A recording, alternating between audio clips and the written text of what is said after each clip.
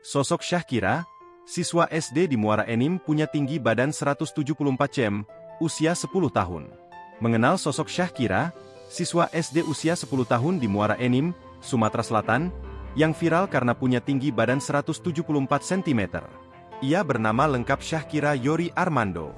Syahkira saat ini menempuh pendidikan di bangku Sekolah Dasar Negeri 06 asal Desa Sialingan Kecamatan Belido Darat, Kabupaten Muara Enim, Provinsi Sumatera Selatan.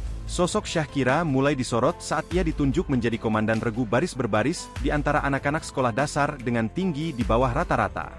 Bocah kelahiran tahun 2014 ini, saat itu terlibat lomba gerak jalan tingkat sekolah dasar di Kecamatan Belido Darat. Sejumlah netizen yang mengetahui hal tersebut sontak ramai memberikan komentar. Tak sedikit yang ikut kaget dengan postur tubuh Syahkira. Bahkan tak sedikit netizen yang mendoakan Syahkira agar bisa menjadi atlet. Syahkira juga viral karena dikira netizen sebagai guru yang memimpin para bocah SD.